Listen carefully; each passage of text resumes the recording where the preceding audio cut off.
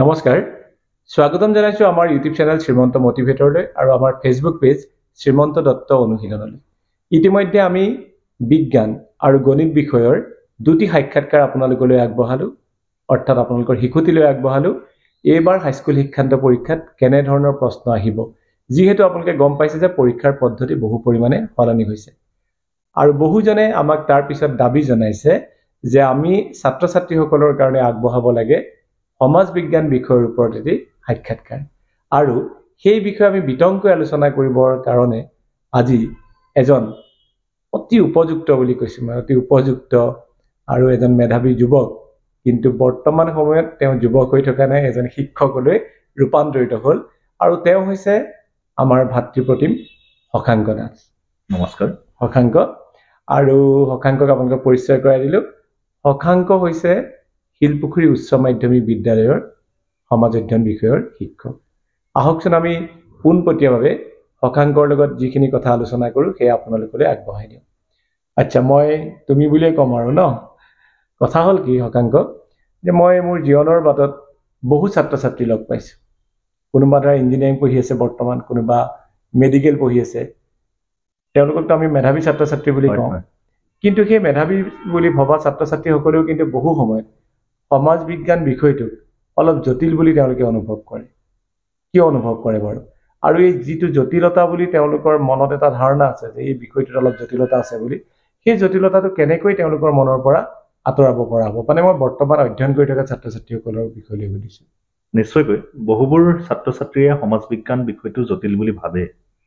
ভবাৰ কথা দুটা হ'ব পাৰে। প্ৰথম কথাটো তেওঁলোকৰ প্ৰথম অৱস্থাৰ পৰাই সমাজ বিজ্ঞান বিষয়টোক লৈ তেওঁলোকে যিদৰে গুৰুত্ব দিব লাগিছিল ঠিক সেইদৰে তেওঁলোকেও গুৰুত্ব নিদিলে হয়তো অভিভাৱকসকলেও তেওঁলোকক তেনেধৰণে গুৰুত্ব দিবলৈ নকলে। তাৰ এটা কথা থাকিব পাৰে যে তেওঁলোকে কেৰিয়াৰ নিৰ্বাচন কৰোঁতে সমাজ বিজ্ঞান বিষয়টোক লৈ তেওঁলোকৰ কোনো ধৰণৰ কেৰিয়াৰ নিৰ্বাচন কৰাৰ পৰিকল্পনা হয়তো ছাত্ৰ অৱস্থাৰ পৰা নাছিলে। সেইকাৰণে তেওঁলোকে সমাজ বিজ্ঞান বিষয়টোক জটিল বুলি ভাবিব পাৰে। আৰু দ্বিতীয় কথাটো হ'ব পাৰে যে সমাজ বিজ্ঞানৰ যিবোৰ পাঠ্যপুথি, সেই পাঠ্যপুথিবোৰ প্ৰতিটো শ্ৰেণীয়ে দশম শ্ৰেণীলৈকে যিমানবোৰ পাঠ্যপুথি আছে, পাঠ্যপুথিবোৰ খুব প্ৰণালীবদ্ধভাৱে সজোৱা হৈছে। গতিকে কোনো এটা শ্ৰেণীত যদি পাঠ্যপুথি গুৰুত্ব সহকাৰে লোৱা নাই, তেতিয়াহ'লে দ্বিতীয় তাৰ পৰৱৰ্তী যিটো শ্ৰেণীত তেওঁলোকে অধ্যয়ন কৰিছে সেই শ্ৰেণীটোত তেওঁলোকৰ কিছু হ'লেও অলপ অসুবিধা হয়। গতিকে প্ৰথম অৱস্থাৰ পৰাই সমাজ বিজ্ঞান যদি খুব ভালদৰে অধ্যয়ন কৰিছে, তেতিয়াহ'লে এইটো জটিল নহয়, ছাত্ৰ এজনৰ ভৱিষ্যত জীৱনত সহায়ক হোৱাকৈ অতি গুৰুত্বপূৰ্ণ বিষয় হৈ পৰে। আপুনি ইতিমধ্যে জানিছে যে আমাৰ যিবোৰ প্ৰতিযোগিতামূলক পৰীক্ষা, আটাইবোৰ প্ৰতিযোগিতামূলক পৰীক্ষাত এই দশম শ্ৰেণীৰ পৰ্যন্ত যিসমূহ সমাজ বিজ্ঞানৰ পাঠ বা বিষয়, এইবোৰেই ইয়াৰ আধাৰ হয়, বুনিয়াদ হয়। গতিকে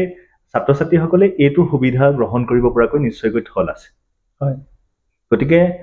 আশা কৰিছোঁ যে ছাত্ৰ ছাত্ৰীসকলে খুব যদি সহজ বুলি ধৰি লয়, ভালদৰে অধ্যয়ন কৰে, তেতিয়াহ'লে সমাজ বিজ্ঞান বিষয়টো তেওঁলোকৰ কাৰণে খুব পঢ়ি ভাল পোৱা বিষয় এটা হ'ব। আৰু ইয়াৰ নিঃসন্দেহে এইটো পঢ়ি ভাল পোৱা বিষয় হ'ব। ইতিহাস, ভূগোল, ৰাজনীতি, অৰ্থনীতি এনে বিষয়বোৰ ছাত্ৰ ছাত্ৰীয়ে খুব গভীৰভাৱে যদি পঢ়িবলৈ লয়, তেতিয়াহ'লে নিশ্চয়কৈ পঢ়ি ভাল লগা বিষয়ত পৰিণত হ'ব। আচ্ছা, সঁচা কথা যে টেক্সট বুকছ আৰ graded in difficulties and technicalities of the problems with which they deal. মানে টেক্সট বুকবিলাক ডিফিকাল্টিজ যিহেতু গ্ৰেড হিচাপত থাকে, এইবাৰ যিমান জটিল তাৰ পিছৰবাৰ তাতকৈ অলপ হ'ব, তাৰ পিছৰবাৰ তাতকৈ অলপ হ'ব। গতিকে তুমি এটা কথাই স্পষ্টকৈ ক'বলৈ বিচাৰিছা যে ছাত্ৰ ছাত্ৰীসকলে যাতে মানে শ্ৰেণী পৰ্যায়ত, প্ৰতিটো শ্ৰেণী পৰ্যায়ত যাতে তেওঁলোকে সুন্দৰভাৱে প্ৰথম অৱস্থাৰ পৰা, সঁচাকৈ যে আমি প্ৰাথমিক বিদ্যালয়ৰ পৰাই মানে এই বিষয়সমূহৰ লগত তেওঁলোক জড়িত হ'ব, পৰিৱেশ অধ্যয়ন, সমাজ বিজ্ঞান। হয়, আৰু তেতিয়া নিশ্চয় আমাৰ ছাত্ৰ ছাত্ৰীসকলে যিসকলে ছ'চিয়েল ছায়েন্স বা সমাজ বিজ্ঞানক অলপ জটিল বুলি ভাবিছে, তেওঁলোকৰ কাৰণে সেয়া সহজ হৈ পৰিব। আচ্ছা শশাংক, মই তোমাক পোনপটীয়াকৈ সুধিবলৈ বিচাৰিছোঁ, এইবাৰ মেট্ৰিক পৰীক্ষাৰ অলপ পদ্ধতি সলনি হৈছে। এই যে MCQSৰ বিষয় লৈ যোৱাবাৰলৈকে এনেকুৱা আছিলে যে 45 মাৰ্কছৰ আহিব, তাৰ ভিতৰত যদি এজন ছাত্ৰ বা ছাত্ৰীয়ে 30 মাৰ্কছ পাই যায়, তেতিয়াহ'লে তেওঁলোকে পাছ কৰি যাব। ইখনত ধৰা 1 নম্বৰ নাপালেও হৈ যায়, কিন্তু এইবাৰ তেনেকুৱা নহয়। গতিকে এইবাৰ দুটা পাৰ্টত থাকিব, 45 আৰু আনাডাৰ 10 মাৰ্কছ হৈছে প্ৰেক্টিকেল বা প্ৰজেক্ট। গতিকে 45ৰতো তেওঁলোকে পাছ কৰা নম্বৰটো পাব লাগিব, মানে প্ৰথম MCQSত, আৰু লিখিত যিখিনি থাকিব দীঘলীয়া প্ৰশ্ন, তাতো তেওঁলোকে মানে 5 মাৰ্কটো পাব লাগিব, তেতিয়াহে তেওঁলোকে কিন্তু পাছ কৰিব। কিন্তু মই 13+13 13+1 আৰু 13 half 13 half মানে 27 তাৰপিছত আৰু 3 মাৰ্কছ আছে আনাদাৰ আপোনাৰ সেই 10 মাৰ্কছৰ পৰা পাব লাগিব গতিকে মই এতিয়া জানিবলৈ বিচাৰিম আমাৰ যিটো MCQS আহিব সেইখিনি কেনেকুৱা ধৰণৰ সমাজ অধ্যয়নত আহিব পাৰে এইবাৰ সেৱাই নতুনকৈ গোটেই পৰীক্ষা পদ্ধতিটোত কিছু এটা সংশোধন কৰিবলৈ বিচাৰিছে সংশোধন কৰাৰ উদ্দেশ্য হয়তো এনেকুৱা যে দক্ষতা ভিত্তিক মূল্যায়ন কৰাৰ এটা ব্যৱস্থা সেৱাই গ্ৰহণ কৰিছে আৰু সেই সম্বন্ধে যিবোৰ প্ৰশিক্ষণ প্ৰদান কৰিছিল তাৰ প্ৰশিক্ষণ গ্ৰহণ কৰি যিকেইটা কথা জানো এইকেইটা আপোনাৰ যোগেদি ছাত্ৰ ছাত্ৰীসকলৰ সহায় হোৱাকৈ বাৰ্তাটো বহন কৰিছো আৰু তেওঁলোকক আগবঢ়াই দিব বিচাৰিছো দুটা ধৰণৰ পৰীক্ষা প্ৰশ্ন কাকত প্ৰশ্ন আহিব আপুনি ইতিমধ্যে ক'লে এটা হ'ল MCQS আৰু আনটো হ'ল CRQ MCQ যিবোৰ আহিব এইবোৰতো ছাত্ৰ ছাত্ৰীসকলৰ সেই দক্ষতাটো ছাত্ৰ ছাত্ৰীসকলে যেনে ধৰণে তেওঁলোকৰ ধাৰণাবোৰ বিকাশ হৈছে গ্ৰহণ কৰিব পাৰিছে সেই ওপৰত ভিত্তি কৰি MCQ কৰা যাব আৰু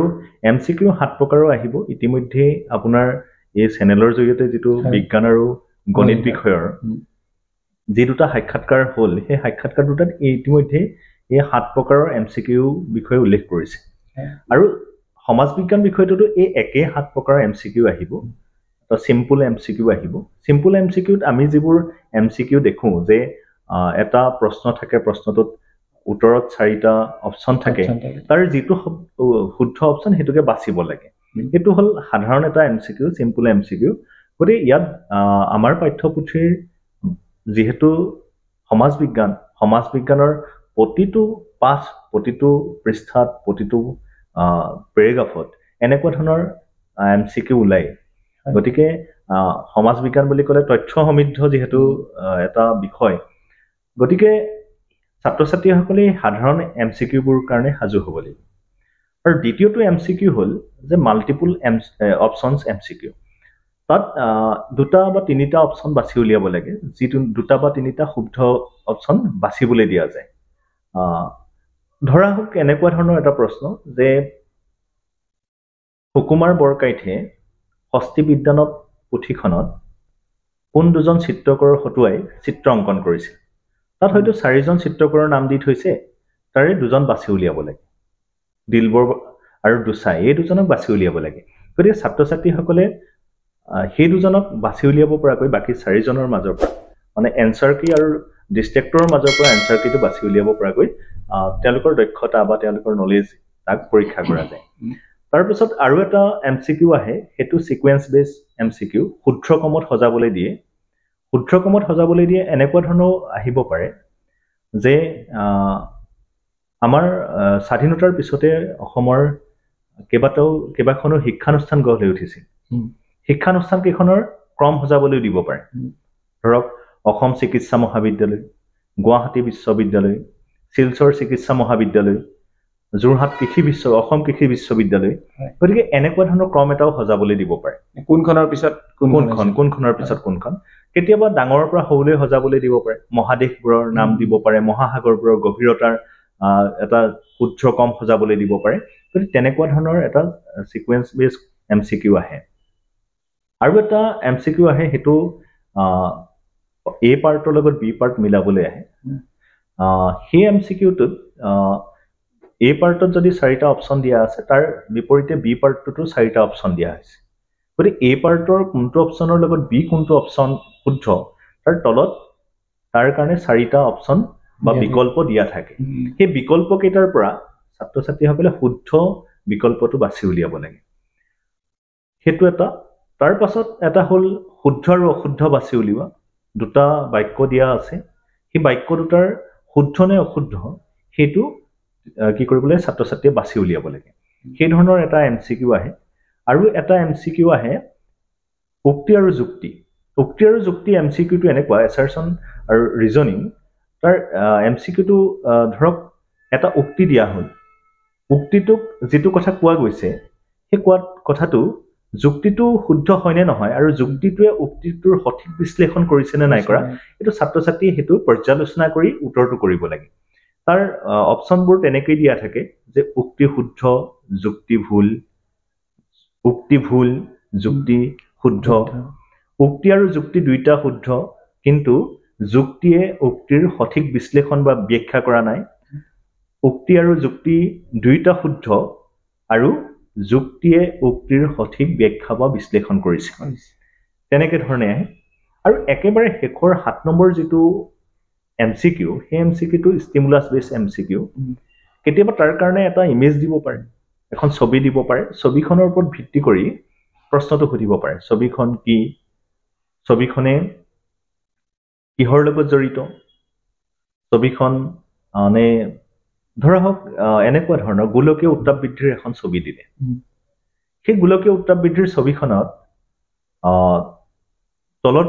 এটা দিব পাৰে যে ওপৰৰ ছবিখনত দেখুৱা পাৰিবেশিক সমস্যাটো সমাধান কৰিবলৈ হলে কোনটো পদক্ষেপ গ্ৰহণ কৰা উচিত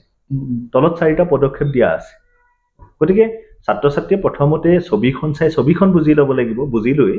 সেই ছবিখনৰ যেটো পাৰিবেশিক সমস্যা সেই সমস্যাটো সমাধান কৰিবৰ কাৰণে তলত দিয়া অপচন কেটাৰ কোনটো শুদ্ধ হেতু বাছি উলিয়াব লাগিব তেনেকুৱা আহিব পাৰে বা তালিকা থাকিব পাৰে এখন তালিকাৰ ওপৰত ভিত্তি কৰি তালিকাখনক ধৰা হল অসমৰ জনসংখ্যাৰ এখন তালিকা দিলে গ্ৰামাঞ্চলৰ জনসংখ্যাৰ তালিকা নগৰাঞ্চলৰ জনসংখ্যাৰ তালিকা সেই তালিকাখন দি তালিকাখনৰ ওপৰত ভিত্তি কৰি গ্ৰামাঞ্চলৰ নগৰাঞ্চলৰ জনসংখ্যা বৃদ্ধিৰ এটা কাৰণ তলত 4টা অপচনত দিয়া আছে যিকোনো এটা কাৰণ দিয়া আছে বাকি 3টা শুদ্ধ কোনটো কাৰণনো শুদ্ধ হ'ব পাৰে ছাত্ৰ ছাত্ৰী হেতু বাছি উলিয়াব পাৰে লাগিব এনেকুৱা ধৰণৰ দিব পাৰে গতিকে এই 7 প্ৰকাৰৰ এমসিকিউ এইবাৰ পৰীক্ষাত আহিব গতিকে ছাত্ৰ ছাত্ৰী সেই অনুযায়ী 7 প্ৰকাৰৰ এমসিকিউ কৰিবৰ কাৰণে সাজু হোৱাটো ভাল কিন্তু আমি এমসিকিউ বুলি এটা কথা মই ছাত্ৰ ছাত্ৰীসকলক ইয়াৰ মাজতে কৈছো যে এমসিকিউ বুলি যিমান এটা আমি ভয় খাইছো হিমান ভয় খাবলগীয়া কথা নহয় গোটেই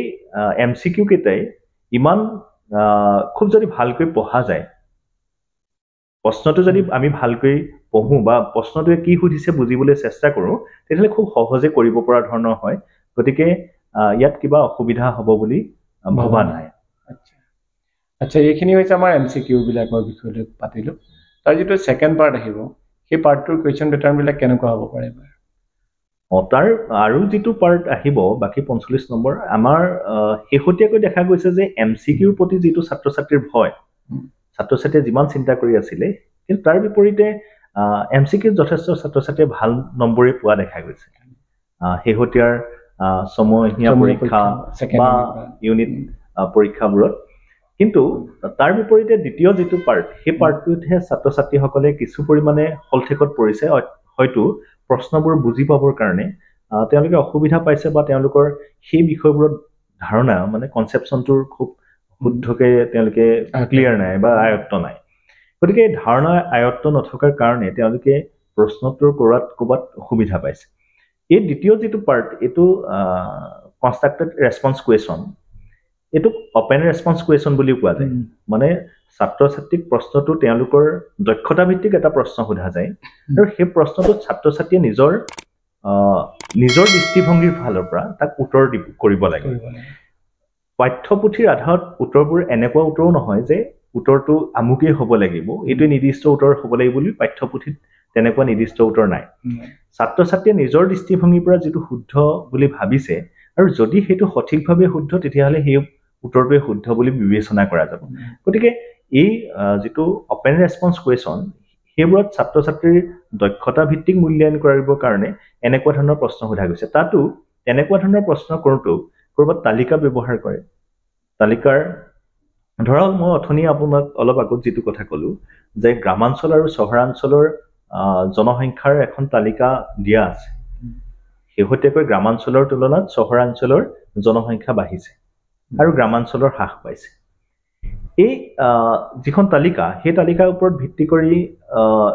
প্ৰশ্ন আহিব পাৰে যে গ্ৰামাঞ্চলৰ শেয়াৰ কোৱেশ্চনটো এনেকুৱা আহিব পাৰে যে গ্ৰামাঞ্চলৰ জনসংখ্যা হ্ৰাস পোৱাৰ বিপৰীতে চহৰাঞ্চলৰ জনসংখ্যা বৃদ্ধি পোৱাৰ কাৰণসমূহ কি বুলি তুমি ভাবা আলোচনা কৰা গতিকে তেনেকুৱা ধৰণৰ প্ৰশ্ন আহিব পাৰে বা এই চহৰাঞ্চলৰ জনসংখ্যা বৃদ্ধি ৰোধ কৰিবলৈ হলে কেনে ধৰণৰ পদক্ষেপ গ্ৰহণ কৰিব লাগে বুলি তুমি ভাবা বা কেনে ধৰণৰ পদক্ষেপ গ্ৰহণ কৰা উচিত আলোচনা কৰা এনেকুৱা ধৰণৰ প্ৰশ্ন আহিব পাৰে বা কিছুমান টেক্সুৱেল ষ্টিমুলাছও আহে যে পাঠৰ এটা নিৰ্দিষ্ট বিষয় উদ্ধৃত কৰি তাৰ পৰা প্ৰশ্নটো সুধিব পাৰে গতিকে সেই তেনেকুৱা ধৰণৰ যেনেকৈ অসহযোগ আন্দোলনৰ কাৰণে চাইমন কমিছনে জগৰীয়া বিশ্লেষণ কৰি আলোচনা আগবঢ়োৱা গতিকে তেনেকুৱা ধৰণৰ প্ৰশ্নও আহিব পাৰে গতিকে সেই সম্বন্ধে ছাত্ৰ ছাত্ৰীয়ে পাঠৰ আধাৰত নিজৰ যুক্তি বিশ্লেষণ কৰি তেওঁলোকে উত্তৰ কৰিলে তাত তেওঁলোকে যি ধৰণে উত্তৰ কৰিব ঠিক সেই ধৰণে তেওঁলোকে হয়তো নম্বৰ পাবলৈ সক্ষম হ'ব গতিকে ছাত্ৰ ছাত্ৰীয়ে খুব ভালদৰে প্ৰশ্নবোৰ বুজি পোৱা বা প্ৰশ্নবোৰ তেওঁলোকে বুজি পাবলৈ চেষ্টা কৰাটো উচিত আৰু বাৰে বাৰে প্ৰশ্নটো পঢ়ি চাব লাগে বুজি নাপালে আৰু সেই অনুযায়ী আশা কৰিছোঁ ছাত্ৰ ছাত্ৰীয়ে ভাল ফল লাভ কৰিব হয় আমাৰ বিদ্যালয়ৰ এগৰাকী বাইদেউ আমাৰ জুৰিমণি গগৈ বাইদেউ তেখেতে 10ম শ্ৰেণীত সমাজ বিজ্ঞান পঢ়ুৱায় আৰু 9ম শ্ৰেণীত আমাৰ মুন্মি বাইদেউ পঢ়ুৱায় তেখেতলোকে যথেষ্ট মানে দক্ষ আৰু মই জুৰি বাইদেউৰ 10ম শ্ৰেণীত আজি বহু বছৰৰ পৰা পঢ়াই আহিছে আৰু এটা খুব ভাল খবৰ মই তোমাক দিবলৈ বিচাৰিছোঁ যে তোমালোকৰ যেনেকে 100ৰ ভিতৰত 100 পাইছে ছাত্ৰ ছাত্ৰীয়ে আমাৰ যোৱা কেইটা বছৰতো কিন্তু পাইছে সেইটো আমাৰ কাৰণে তোমালোকৰ কাৰণেও গৌৰৱৰ বিষয় আৰু আমাৰ কাৰণেও মানে এটা গৌৰৱৰ বিষয় আচ্ছা মই এটা কথা তোমাক মানে সুধিবলৈ বিচাৰিছোঁ ধৰা কিছুমান ছাত্ৰ ছাত্ৰীয়ে সমাজ বিজ্ঞান বিষয়টো কম পঢ়িলে অলপ মই ধৰি লৈছোঁ কম পঢ়িলে তেওঁলোক বিজ্ঞান গণিত বা আন বিষয়সমূহত তেওঁলোকে লাগি থাকিলে এতিয়া পৰীক্ষালৈ 2 মাহে নাই মই ধৰি লৈছোঁ 40 দিনমান আছে আৰু এইকেইটা দিনৰ ভিতৰত যিসকল ছাত্ৰ ছাত্ৰীয়ে বাকীকেইটা ছাবজেক্টৰ সমানে তেওঁলোকে সমাজ বিজ্ঞান বিষয়টোক আগবঢ়াই নিনিলে সেইসকল ছাত্ৰ ছাত্ৰীয়ে সমাজ বিজ্ঞান বিষয়টো এইকেইটা দিনৰ ভিতৰত কেনেকৈ আয়ত্ব কৰা উচিত বুলি তুমি ক'বা প্ৰথম কথাটো পঢ়িবতো লাগিবই হয় পাঠ পঢ়িব লাগিব মানে পঢ়াৰ বিকল্পটো একো নহ'ব এতিয়া আৰু এনেই আপুনি আৰু মই জানোৱেই যে হাৰ্ডৱৰ্কটো নকৰিলে স্মাৰ্ট ৱৰ্ক কৰি বৰ বিশেষ লাভ কৰিব নোৱাৰে গতিকে এইকেইদিনত ছাত্ৰ ছাত্ৰীসকলে পাঠসমূহ পঢ়িবলৈ প্ৰথমতে পঢ়ক পাঠ পঢ়ি তাত তেওঁলোকৰ যিবোৰ খোকোজা য'ত আছে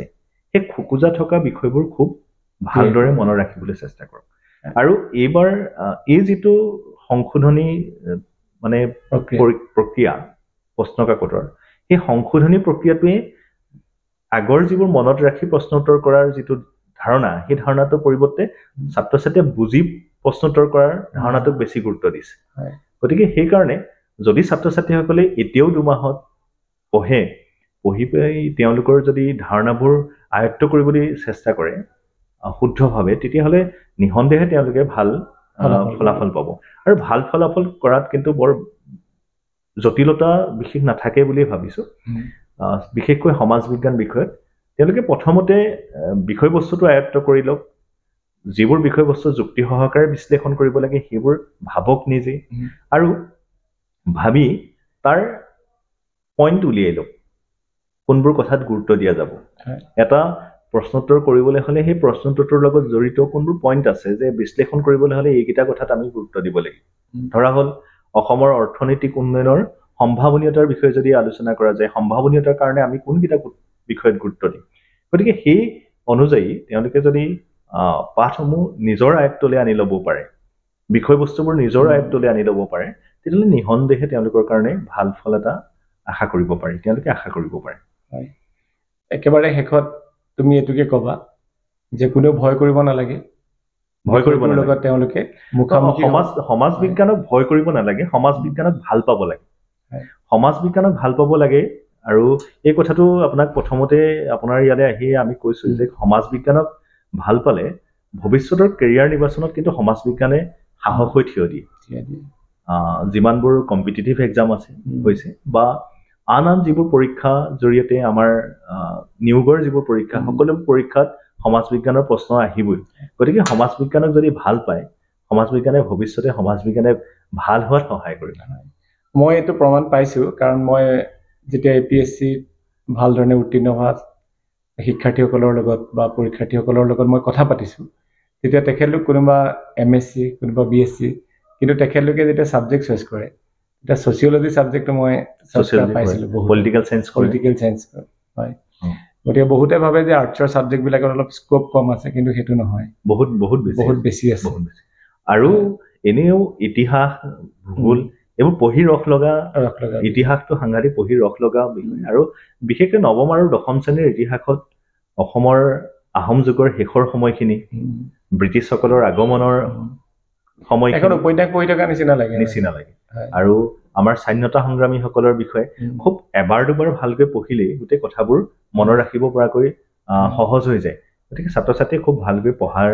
পঢ়িলেই হয়তো তেওঁলোকৰ কাৰণে ভাল হ'ব বুলি আশা কৰিছো আৰু ভয় কৰিব কোনেও নালাগে নিঃসন্দেহে ভাল হ'ব তেওঁলোকৰ কাৰণে বহুত বহুত ধন্যবাদ জনাইছো আৰু খুব কম দিনৰ ভিতৰত আপোনালোকৰ মাজলৈ লৈ আনিম অসমীয়া বিষয়টোৰ ওপৰত কাৰণ অসমীয়া বিষয়টোৰ বিষয়লৈও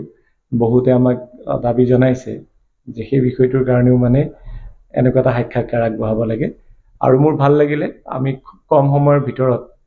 সমাজ বিজ্ঞান বিষয়ৰ যিমানখিনি পাৰোঁ এই গোটেইখিনি কথা আমাৰ ভাতৃপ্ৰতিম শশাংক নাথৰ যোগেদি আপোনালোকলৈ আগবঢ়াবলৈ চেষ্টা কৰিলোঁ আৰু আমি আশা কৰিম আপোনালোকে এই যিটো আমাৰ সাক্ষাৎকাৰ যিমান পাৰে সিমান শ্বেয়াৰ কৰিব কাৰণ আপোনাৰ শিশুটিৰ দৰে আৰু বহুত শিশুৰ কাৰণে এই সাক্ষাৎকাৰটি প্ৰয়োজনীয় বুলি আমি ভাবোঁ ধন্যবাদ শশাংক ভৱিষ্যতৰ দিনত আকৌ লগ পাম নিশ্চয়